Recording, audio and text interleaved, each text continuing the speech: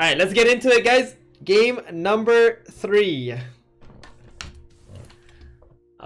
So to start off, let's first of all see if anybody has contracts. The most important thing to see first. So we actually do have a contract on Jitch. Once again, he's got a contract. Maybe this time he won't fall for the Beastmaster trap though. I'm like so certain that the Beastmaster was like the most key part of like Jitch's hard game last game.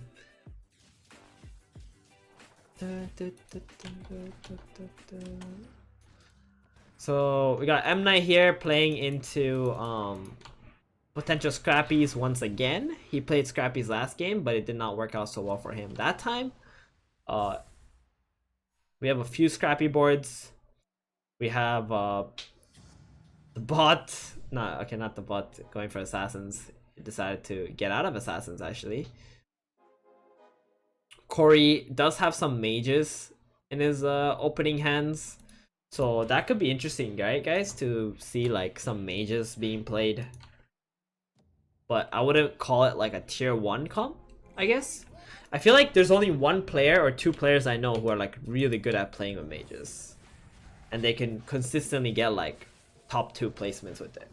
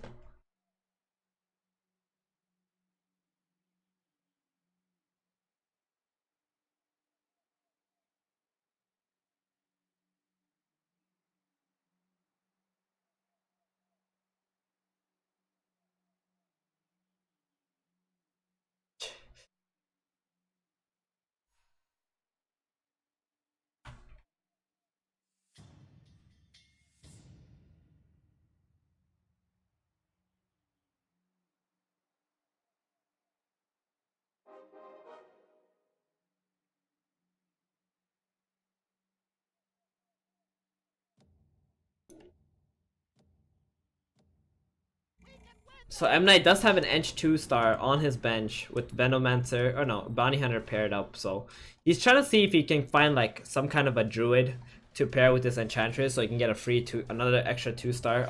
But Enchantress on its own is not really worth playing into a board unless it's being paired with a Druid.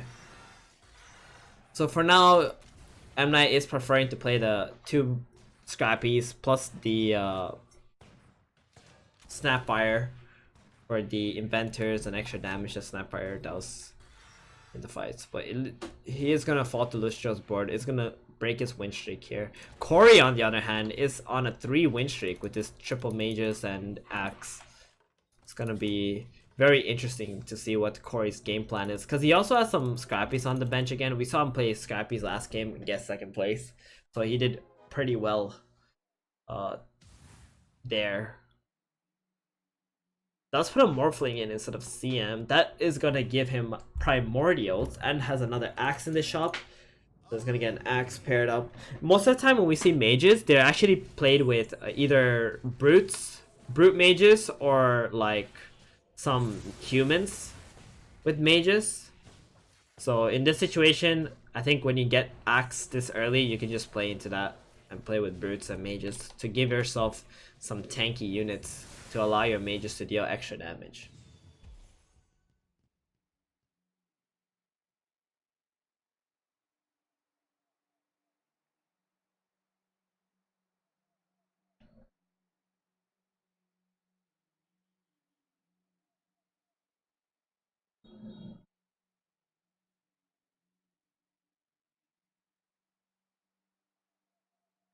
Ask something of me?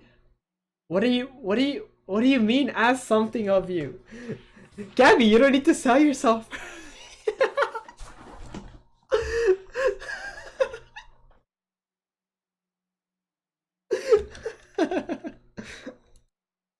Jitch, we're gonna have a coaching session after this with Gabby. For 1 game. She's 1 game off Lord. It doesn't mean 10 hours, just like 1 game, bro. She wants to hit Lord in the next game. If she gets 4th, we'll do another game until the time it happens.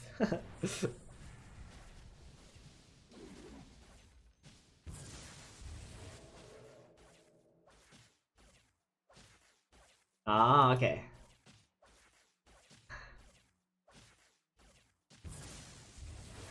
Give her 2 games. Give her 2 games to get Lord.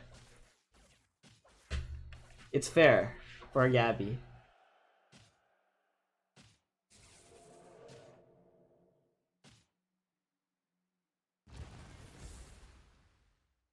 Alright, so let's take a look at some developments in the game currently. The mages are still in the top 1 in the lead. Lustrial played some really interesting units in the last game. This game, he's also doing the same thing. He's got a bunch of scrappies on the bench. He's got a Shadim and 2-star with a Midas. Got a Nyx Assassin, but no insects on the board currently. He's actually very much slow leveling compared to everybody else who already went to level 4 here. So I'm really interested with his game plan there. I guess he's just trying to maximize his economy currently in the game. He is fighting into Jitch, who is playing Brawnies. Right now has a Beastmaster 2-star, Axe 2-star, Shaman 2 on the bench. No Legion Commanders though, so maybe we might just see a Brawny gameplay here from Jitch without Legion Commander. That could be something too. Nexus here is playing... Wow! Holy smokes, that's a 2-star sniper on round 7. This is probably one of the most polarizing 2-star units in the game. So like, getting a sniper 2 this early, you can pretty much build your entire lineup around it. So you can play into like scrappies with sniper 2, you can play into like some kind of hunter heartless build with sniper, then you can just like keep leveling up because you have a lot of damage already. And on top of that, he's got a Midas, so he's getting a shit ton of kills in this game with his Midas on a sniper, and he's gonna generate a lot more gold than anybody else. And using that, he can like just level up, get to 9, try to find Gyrocopter, and just keep snowballing off of that. And when you get a 2-star sniper this early, and you keep collecting snipers from here on out, there's a very high chance that you can get a 3-star sniper in this game, which is a very powerful unit. So another unit who's a lot like Sniper, that's really good if you get this early, would be like Shadow Fiend, for example. And Viper used to be a unit like that too, but Viper became a lot weaker nowadays because the dragons in general have been nerfed a lot.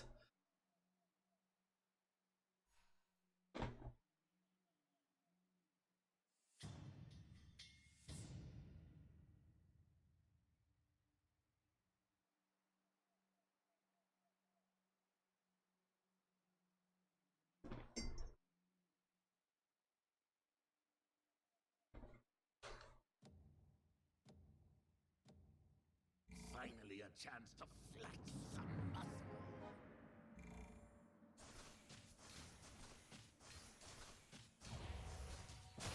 So let's take a look at SJUD, what he's up to. He's up to playing 4 scrappies currently. He has sniper. He just has a bunch of 1-star scrappies. Not a whole lot of potential upgrades here either. Only the clockwork is paired up. I mean the bounty's paired too, but we're looking at more of like the end game scrappies that are much more important. But with the sniper, it is killing off in just enough units, and he's got insects, so he's able to like sustain himself long enough for now. Nexus is on a 3-win streak at this point in the game with his board. So coray does sell off his scrappy units, is going into the mages in the end. He's probably going to want to take the tank jewel here. I think having more tanks when you're playing mages is kind of important.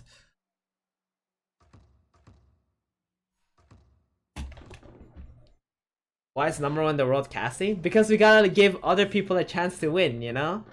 You gotta let others have a chance to win. Time to start a ruckus.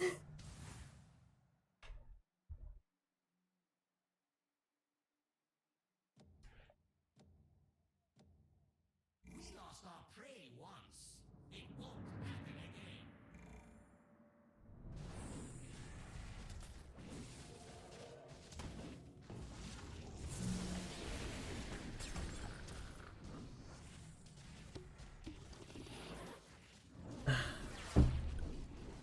Alright, so coray is doing pretty well with the mages, and I think this is gonna be oh, he actually ended up taking the Let's Go Crazy Hobgin. That's interesting. Okay, so he's not gonna have as many tanks as I thought he might have, but he does also play a Weaver 2-star into his mage board, which is not something that you normally see. I mean, at this point in the game, he also got a second Midas again. That's 2 games in a row. Coray gets double Midases. I want to make a joke, but I don't think it's appropriate. It's like an internal joke between Coray. But that's crazy having 2 Midases this early. So since he has Bounty 2 and Weaver 2, I feel like he's might just make a full transition into Scrappies again. I'm not actually sure if he's gonna stay in these mages because he doesn't have any storms, he doesn't have any morph pairs.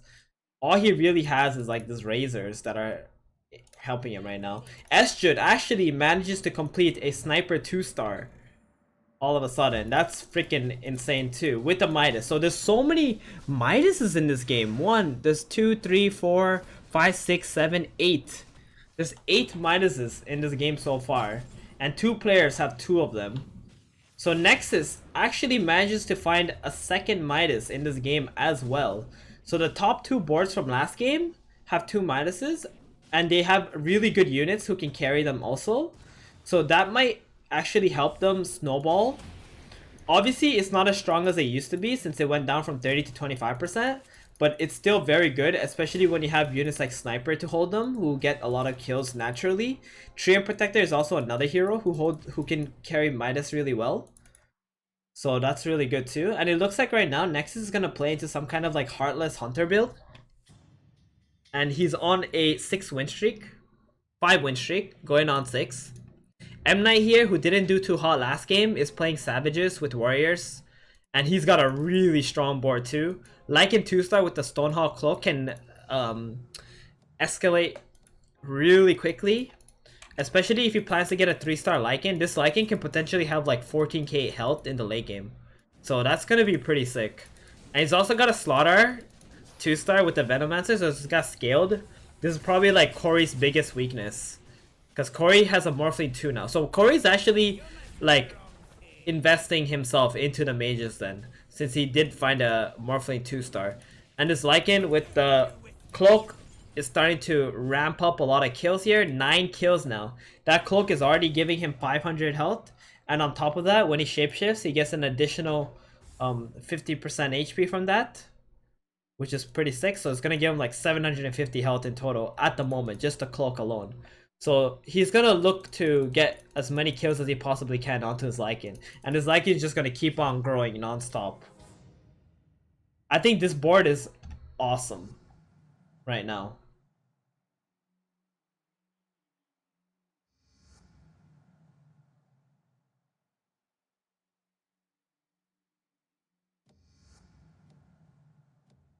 My plans are coming to fruition.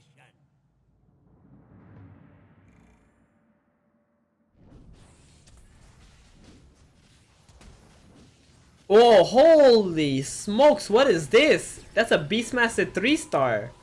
Okay, interesting. Alright, we're gonna take a look at that board later. Jitch coming in here to fight MNight's board with the Beastmaster 3-star on round 13. That's absolutely incredible. The Beastmaster does die though right now. The Brownies don't have as many kills as they would like at the moment, so it's not super tanky. But that's something that's gonna keep growing throughout the game. That's for sure. So this is a Beastmaster who has contract, almost has a Jug 2-star as well. So that's a 3-star Beastmaster on round 13. Okay, so suddenly we have another player in this game who's in the competition to get first place, and which is Jitch with his Beastmaster 3 and playing into Brownies.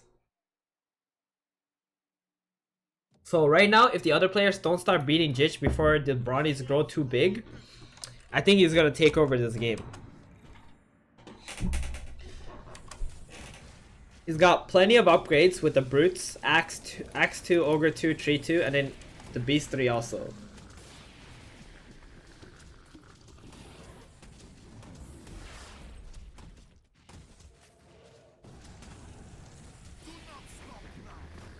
And there it is, the Brownie starting to get some kills here.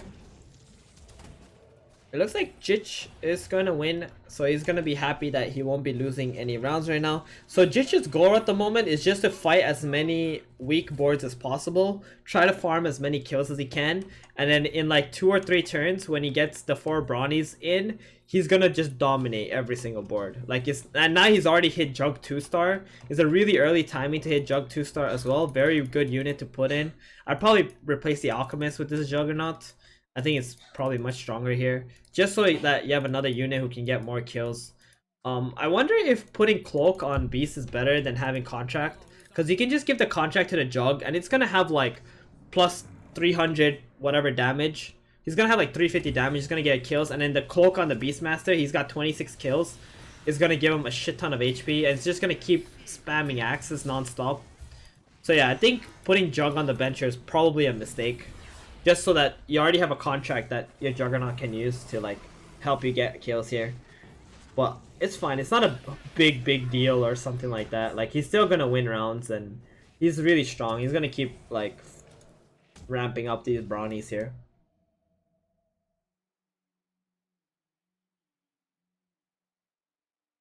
Mobile APM? Oh, true. So hard.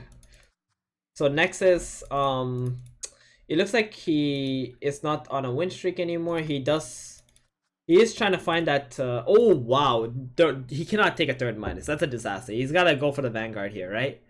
Okay, he goes for the Vanguard. Correct play. Because if you go for the third minus, you gotta understand like you're not gonna have 3 heroes who are gonna get all the kills, right? Most of the time, it's 1 or 2 units on your board who's gonna get all the kills. So you don't need a third minus. It's just super greedy to go for a third minus. It's only 30% attack speed at that point. You're just gonna want to get some defensive items. Vanguard is like amazing to give some extra HP and some damage block to protect your backline units. The slower your frontline dies, the longer your backline stays alive, the higher chance they can get kills and do damage.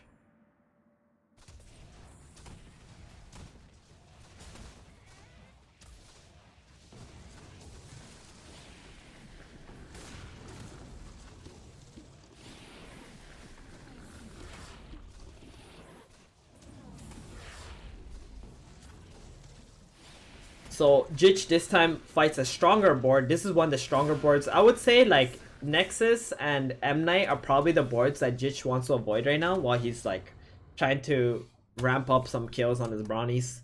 So he's gonna take 12 damage here.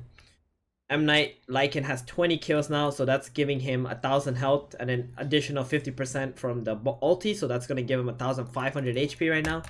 So when he plays with savages, the Lycan keeps ramping up damage every time he attacks someone because of the savage bonus. And then on top of having like an extra 1,500 health, like just from the cloak alone, like this Lycan can probably solo boards if it's not killed off at the start of the fight or focused down. So I would think like he wants to put his Lycan in a much more safer position. Like in the side here is fine. You just don't want your Lycan to like take too much damage because you want him to like get all the kills and come into the fight later. As we can see right now, this Lycan is taking a lot of damage. Might actually die here pretty fast. Yeah, he died. He had like 1,000 damage or something. It was insane. I don't even know how much damage that was. I didn't actually see properly, but it looked like not 1,000. It was like 200. All right, it wasn't 1,000. You need 6 savages to reach like 1,000 damage on your savages. But he will try to find the 6 savages, I think. He needs Sanking and he also needs Lone Druid to do that. He does have a pair of Shadow Fiends. He can play Warlocks pretty soon if he gets that upgraded. He does find a Brute 2-star. He puts it in instead. So now he has Warlocks but no Sanking to finish Insects, unfortunately. When you are playing Savages, you're gonna play Sanking no matter what, so Broodmother is a really good pairing in that situation to finish your Insect synergy. Oh yeah, Bristleback and LD, yeah, he's also looking for Bristleback and LD, true. Bristleback, LD, and Sanking, all 3 of those. He's gonna wanna like either take out the Tusk or like the Enchantress later.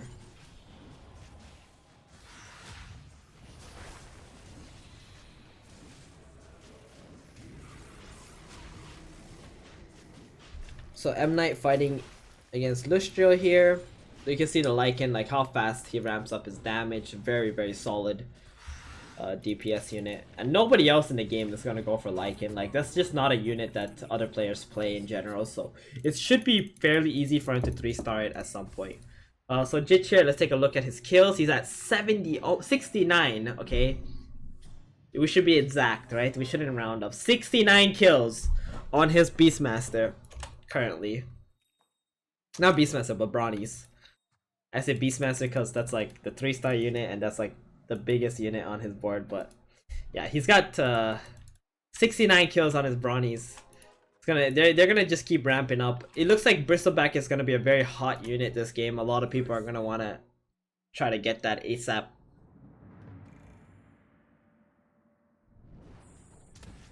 Hey Mal. Hey DNT.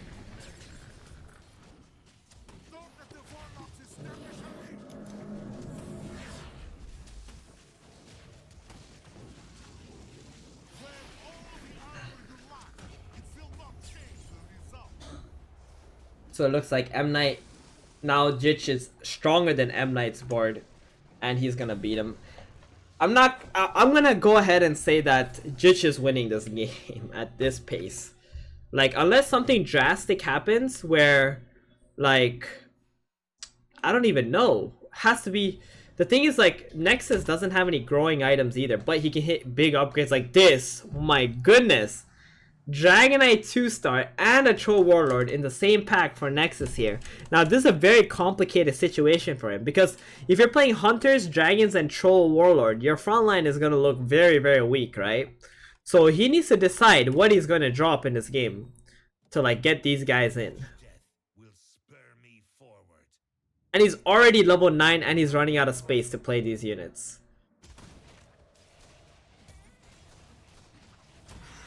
So that's very interesting. But right now though, I do think that Jitch is the board that is going to keep on growing. He has a Stonehall Cloak and he has a Brawny. So he's the one who's scaling every single turn. And he's got 50 health on round 20. I can't really see how he loses this game. Maybe if he never finds a Bristleback or a Disruptor for the remainder of this game, it could be possible. But for now, he's in a position to, like, absolutely dominate. And right now the bot just died, and the bot obviously had a bunch of units. He was level 9, so it fed like another 9 kills to the Brawnies. So that's gonna be really painful for the other players in the game.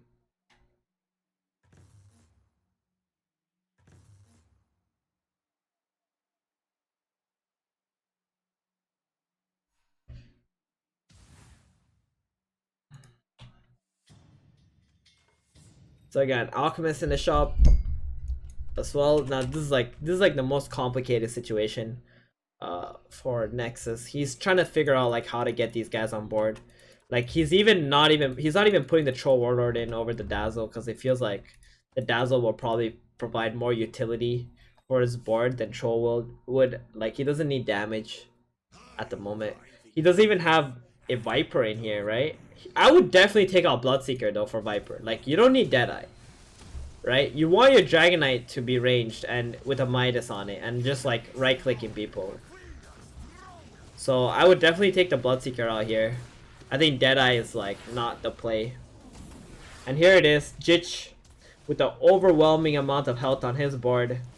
Even the top 1 Nexus cannot take him down, and is also going to get chunked, and he already got Bristleback.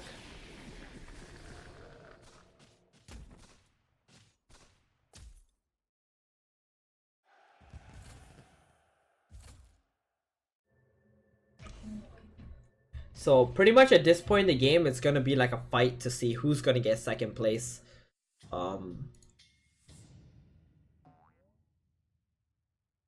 Maybe SJUD with, like, TB3. Oh wow, okay, so SJUD stayed on level 7, completed a TB 3-star. I mean, that's kind of helpful, but this TB needs to get a lot of kills, I think, so he can put a Pike on it. Maybe a Pike TB this game could potentially win against Jitch, but even then, like, it doesn't last long enough, the demon bonus, to be able to survive through all the Brawny kills. But yeah, that's a TB 3-star. Also trying to complete a Tinker 3-star.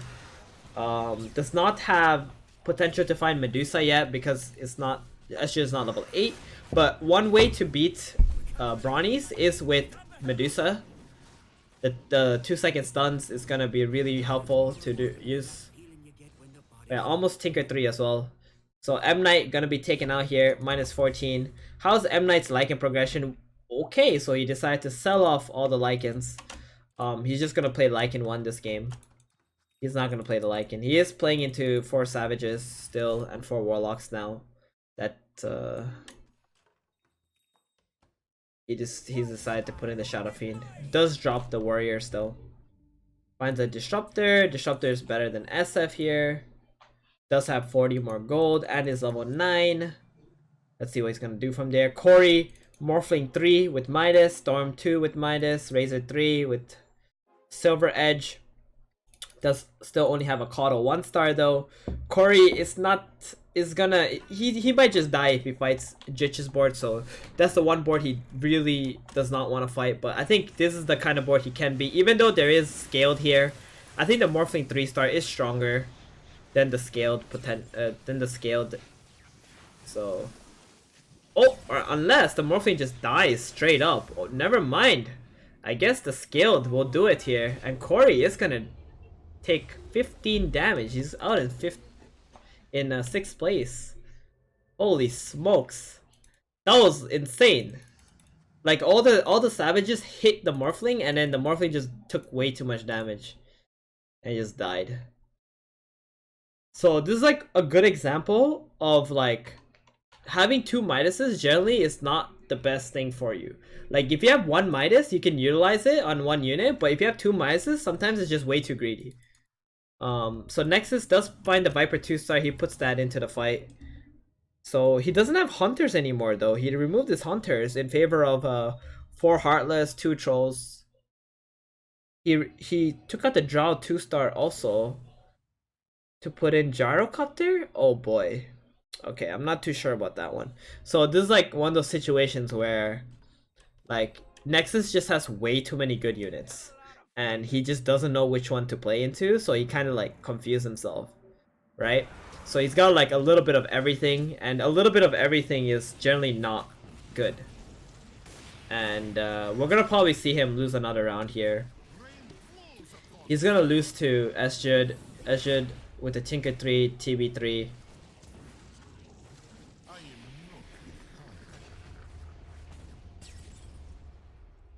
Nexus down to 11 health, but Nexus does beat MNight's board though. MNight doesn't have any 3-stars, is still level 9. He's trying to he's slow rolling to level 10 here. So he's probably gonna have to push level 10 right now though, because he's in 1-shot range of everybody. Jitch on that win streak, beating everyone. EISA down to 1 HP with the scrappies. So EISA obviously was unable to find any 3-stars because SJUD was pretty much rolling for them 3-stars. Does have a second Tinker though. Oh, interesting. 3 and 3 in scrappies. I never would have thought I'd see a 3 and 3-star in scrappies. Does find a Medusa. That's a decent unit. Oh no, rolls over it. I think Dusa is better than 3 and Terrorblade, sorry. Just so that you can have the stun, and also Dusa Ace effect is pretty decent too. Like normally you play Terrorblade in scrappies because you need to find Medusa.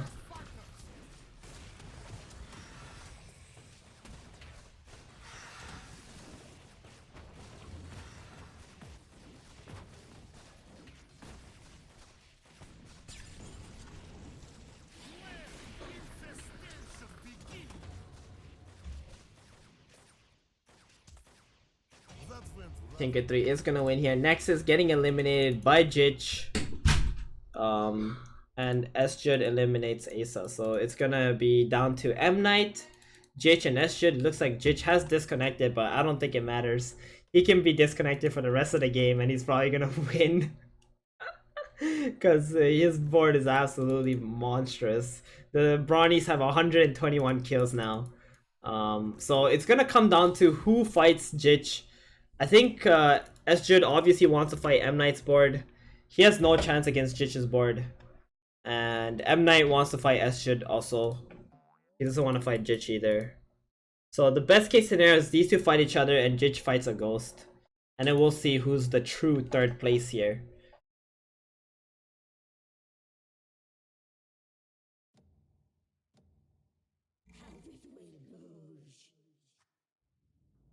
So that's exactly what's happening. SJUD and MNight are fighting against each other. Let's see how the TB3 does here.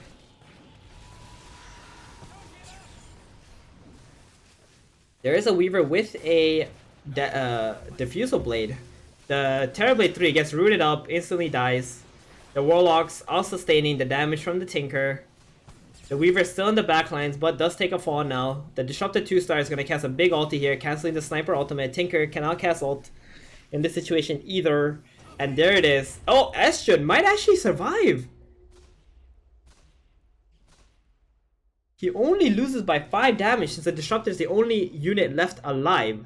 So there's still a chance for SJUD to scam second place here. And MNight sweating it. He thought he had that in the bag. He thought he secured second place.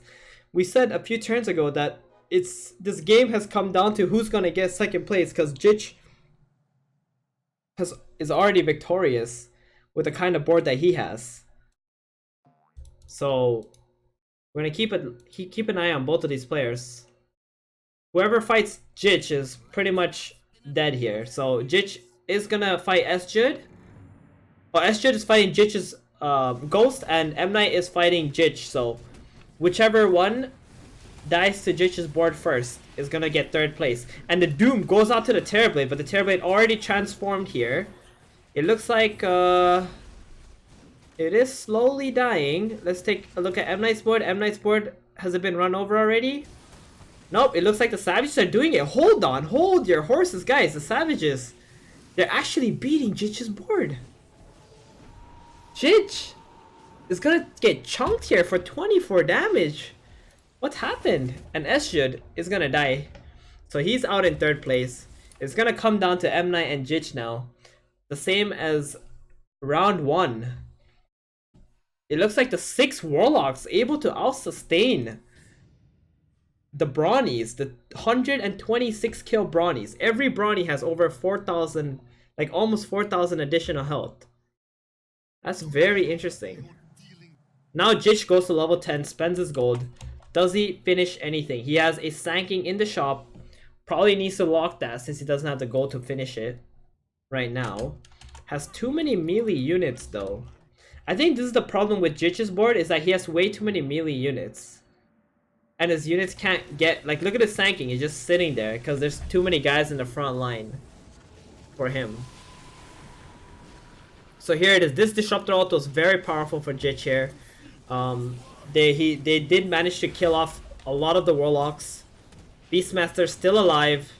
This fight is not looking as good for MNight as the last one. I got loyalty, got royalty inside my DNA. Soup Thief, thank you for your Twitch Prime sub, bro. Oh, actually, never mind. Jitch again. MNight making the comeback on the last second. The Lycan being left alive was too much for Jitch to handle. Let's take a look at the damage. So the Shadow Fiend, the Sanking, and the Lycan were the 3 highest DPSers. Hobgin also did quite a lot. This is incredible. Let's go crazy. 6 Warlock Savages doing it. This Lycan with the extra 2,000 health from Stonehawk. Actually, extra 5,000 HP from Stonehawk Cloak. Seems like it's unkillable with all these Warlocks. Yikes.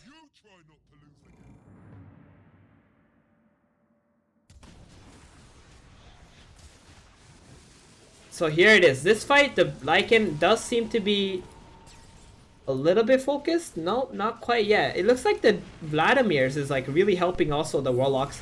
The Disruptor also are pretty much the most key components for Jitch to get a good fight. And this time the Lycan dies. So this time Jitch did manage to kill the Lycan first, and he's gonna one-shot MNight right here for 26 damage. You guys see like how the fights like shift so quickly. This time there was a Sanging 2-star, right? So he was able to stun and get like multiple units disabled. So the Warlocks were unable to cast spells, right?